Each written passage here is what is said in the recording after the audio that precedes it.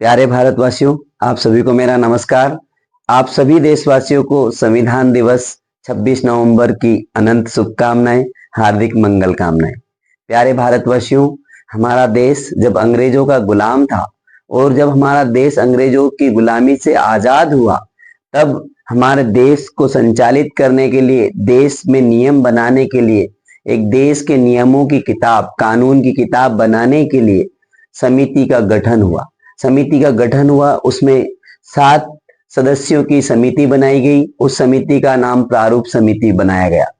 प्यारे भारतवासियों, प्रारूप समिति जब बनाई गई, उससे पहले बात हुई कि संविधान लिखे कौन, संविधान लिखने का काम कौन करेगा। इस देश में कई लोग पढ़े लिखे थे, लेकिन हम सब जानते हैं आज वर्तमान में कि उस समय डॉक्टर बाबा साहब भीमराव अंबेडकर के बराबर कोई भी इस देश के अंदर पढ़ा लिखा व्यक्ति नहीं था, जिन्हें 9 भाषाओं का ज्ञान एवं 32 डिग्रियां जिनके पास थी।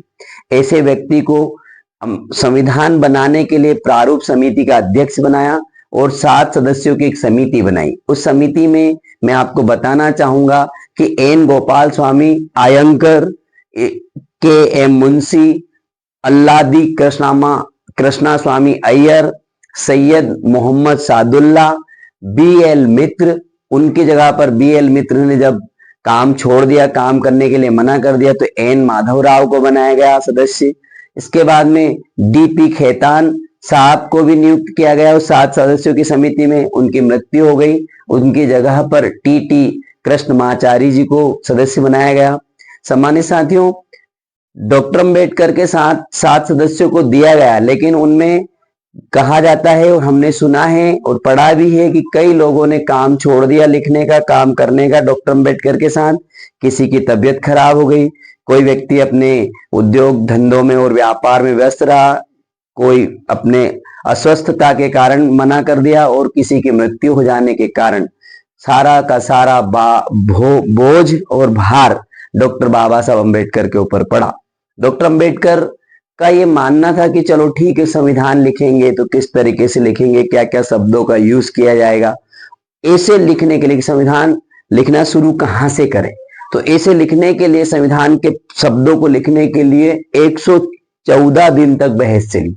114 दिन तक बहस चली और बहस इसलिए चली कि डॉक्टर अंबेडकर का यह मानना था कि आजादी से जीना आसान होगा। जब हमारा संविधान बन जाएगा तो आजादी से जीना आसान होगा, यहाँ हर जाति धर्म समान होगा।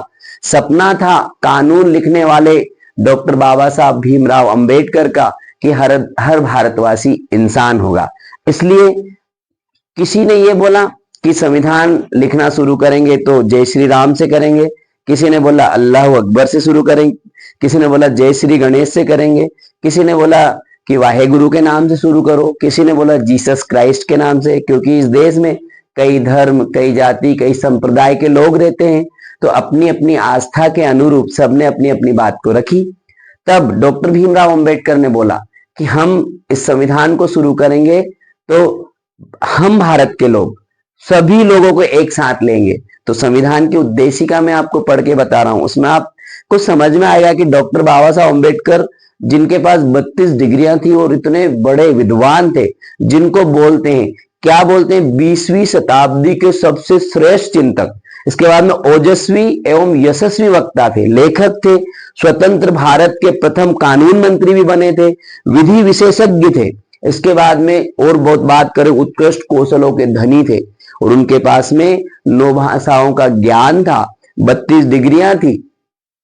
उन्होंने बोला हम भारत के लोग भारत को एक संपूर्ण प्रभुत्व संपन्न, समाजवादी, पंथ निरपेक्ष, लोकतंत्रात्मक गणराज्य बनाने के लिए तथा उसके समस्त नागरिकों को सामाजिक, आर्थिक और राजनीतिक न्याय, विचार, अभिव्यक्ति, विश्वास, धर्म और उपासना की स्वतंत्रता, प्रतिष्ठा और अवसर की समानता प्राप्त करने के लिए तथा उन सब में व्यक्ति की गरिमा और अखंडता सुनिश्चित करने वाली बंधुता बढ़ाने के लिए दृढ़ संकल्प होकर अपनी इस संविधान सभा में आज तारीख 26 नवंबर 1949 ईस्वी मिति मार्क्सिस शुक्ल सप्तमी संवत 2006 विक्रमी को एतद द्वारा इस संविधान सभा को अंगीकृत,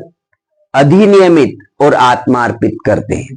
ये संविधान की उद्देशिका डॉक्टर बाबा साहब अम्बेडकर ने लिखी।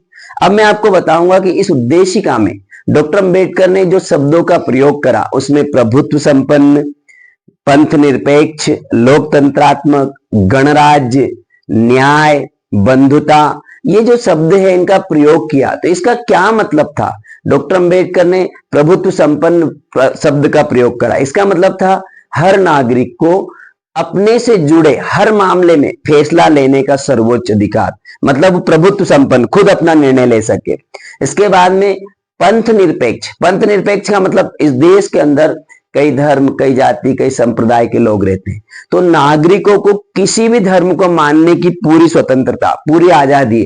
सरकार भी सभी धर्मों का सम्मान समान तरीके से करेगी। ये पंथ निरपेक्ष लिखा। फिर लोकतंत्रात्मक। लोकतंत्रात्मक का क्या मतलब? सरकार का एक ऐसा स्वरूप जिसमें लोगों को समान राजनीतिक अधिकार प्राप्त रहते हैं तथा लोगों को अपने शासन का चुनाव करते हैं या करने का अधिकार रहता है और उसे जवाबदेह बनाते हैं, ऐसा लोकतंत्रात्मक। इसके बाद में गणराज्य। अब गणराज्य का क्या मतलब? गणराज्य मतलब शासन का प्रमुख लोगों के द्वारा चुना हुआ व्यक्ति होगा, जो शासन होगा वो प्रमुख लोगों के द्वारा चुनी जाएगी, ना कि किसी वंश या राज परिवार या राजा की खानदान का। जैसे जब हमारा देश आजाद हुआ उससे पहले हमारे देश में राजतंत्र था।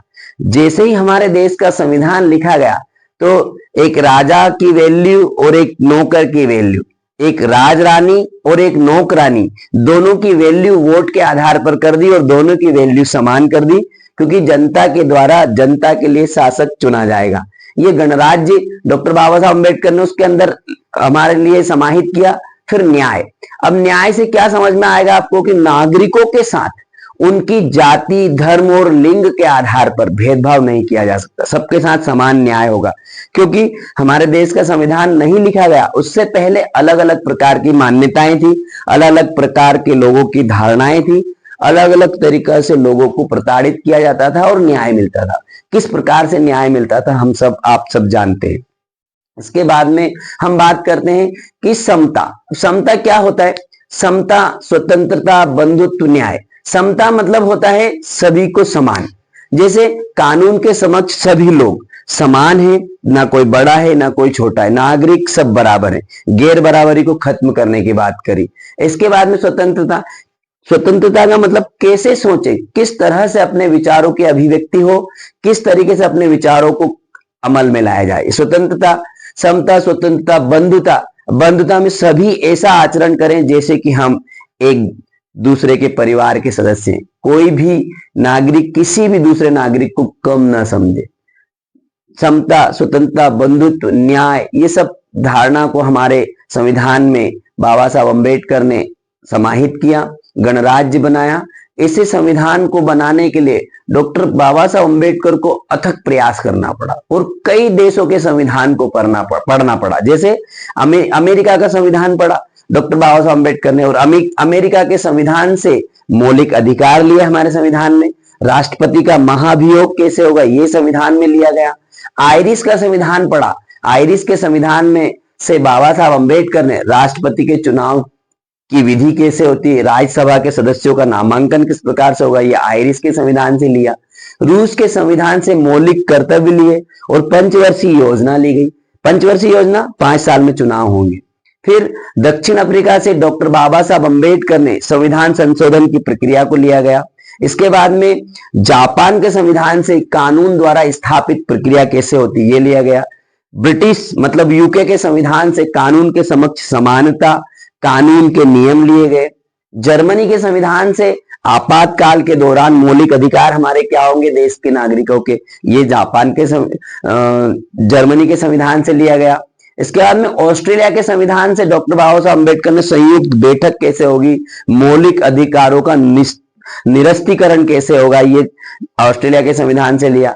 फ्रांस का संविधान पढ़ा डॉक्टर अम्बेडकर ने, तो फ्रांस के संविधान से समता, स्वतंत्रता, बंधुत्व के आधार पर लोगों को न्याय मिले, बंधुता मिले और गणतंत्र की अवधारणा भी फ्रांस के संविधान से डॉक्टर बाबा साहब अम्बेडकर ने लिया। तो सम्मानित साथियों, डॉक्टर बाबा साहब अम्बेडकर को ये संविधान लिखने में 2 वर्ष 11 माह और 18 दिन लगे। 2 वर्ष 11 माह और 18 दिन में बन करके हमारे देश का संविधान कंप्लीट हुआ, पूर्ण हुआ और 26 नवंबर 1949 को इस संविधान को अंगीकृत किया गया।